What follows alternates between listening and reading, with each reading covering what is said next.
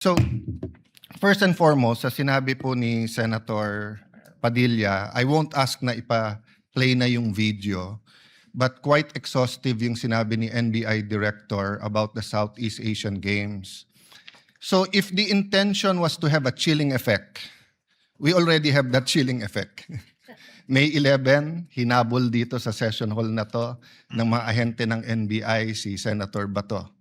May 13, nagkaroon ng enkwentro, putukan, pinipilit ng NBI na hindi sa loob ng Senado, but we have all the evidence that it was inside the Senate. Other incidents, I do not want to evoke a reaction or debate because I want to respect my fellow senators. Much of this has been vented in the media, is in court. Director Matibag has promised us that he will give us a warrant issued by the ICC, has promised us that he will hold his agents na nanggulpi ng isang OSAA. He will be the one to implement the contempt order and hold them in his office, but wala ditong natupad. So when I mentioned his name, his position the other day that it was bad taste, walang personal yun. I mean, regardless kung sinong, even if it was a secretary, an alter ego of the president who wrote the execution team or the defense team to say, pwede bang next week kasi may seminar, I would have said the same thing, di ba? Na, look at the gallery. Kompleto parati dyan from Congressman Ace Barbers to many Congressman Ridon. I won't name all of you, but you're busy people. But you think this is important, so you take time out and you are here. Di ba? Of course, the prosecution team, you have to be, you are here. We are here, despite of many, many other important things. Not only investigations, not only the flood control, not only the BIR, not only, we're also talking about the nation being prone to volcanic eruption, to yung bagyo, buti, well, nasalanta pa rin tayo ng bagyong Inday. Ibang Inday ang pinag-uusapan natin dito sa impeachment. But still, we are here. So it was in good faith that I said, as an example, mukha namang masama kapag kayong isang bureau head. NBI director is a very important position, but it is a bureau. So if a bureau head, and tignan yung invitation, nakalagay sa invitation, or your representative, and we resolved it. So aksidente ba na yesterday, suddenly after I mentioned it, and after during the weekend, many have been talking about na dapat ata hindi 16. So 21 na lang kami ngayon eh. So 2/3 of 21 is 7. Pag nabawasan pa kami ng 3, 13 na lang yon. Pero some will argue, mabawasan lang kami ng 1 o 2, baka 13 na rin yon kasi wala naman half person o 3/4 person.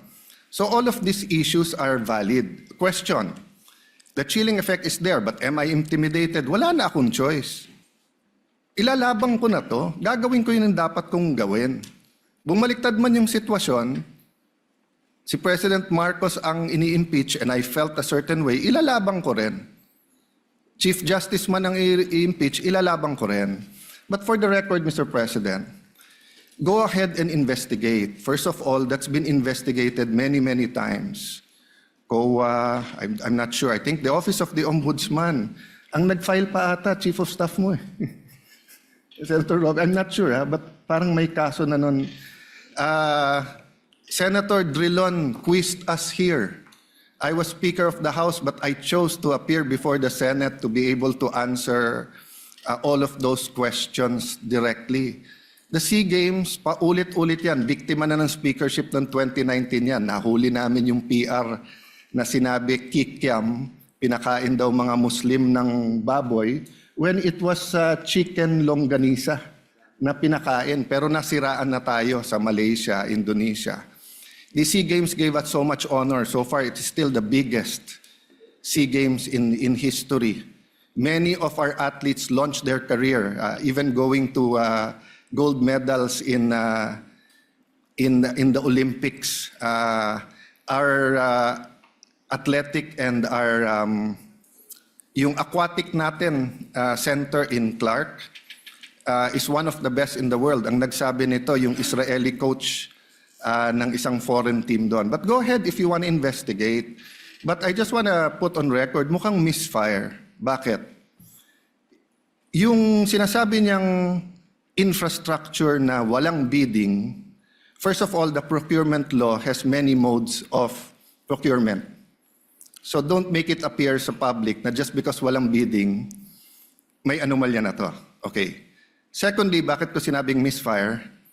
Hindi po sa, I'm referring to Director ng NBI Matibag. I had nothing to do with the infrastructure. The chairman of the committee. In fact, I had to resign from the DFA because I was running for congressman during that time. So dun sa sinasabi ni Director Matibag na may congressional insertion to fund it, it's definitely not me because how could a non-member of the Senate or non-member of the House insert anything? Okay. Dun sa sinasabi niyang infrastructure, it was done by the BCDA. The chairman of the BCDA is one of the closest advisors of the president now. The president of the BCDA is one of the closest advisors and is a secretary now. And he said, medyo kaduda tong kumpanya na nanalo walang bidding. If I'm not mistaken, it's the same company who's making the City Hall of Pasig. So, I mean, if they want to investigate, go ahead. But by mentioning the organizing committee of the SEA Games, ako po chairman nun. At paninindigan ko po na napakaganda nung nangyari doon. At kung may anomalya, ako unang magagalit.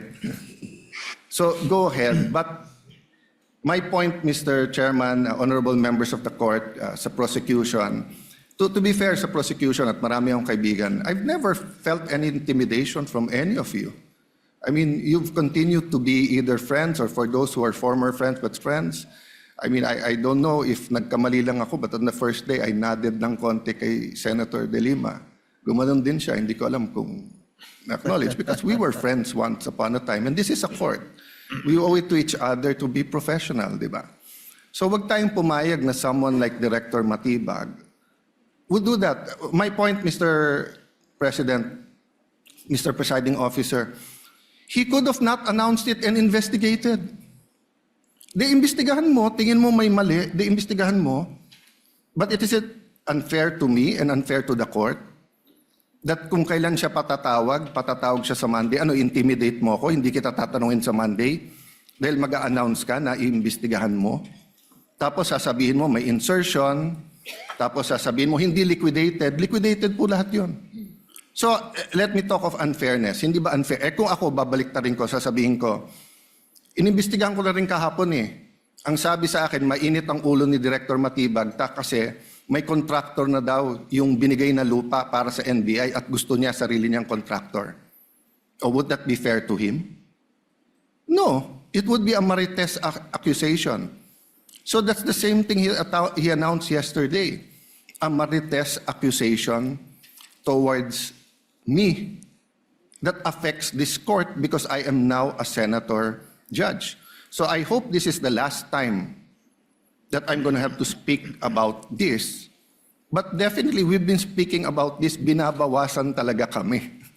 Iniisa-isa, even yung mga vlogger na malapit sa administrasyon, sabi, 2 down, 3 down, may kasunod na. Di ba? So, Mr. President, I want this impeachment to be a test that the 1987 Constitution works.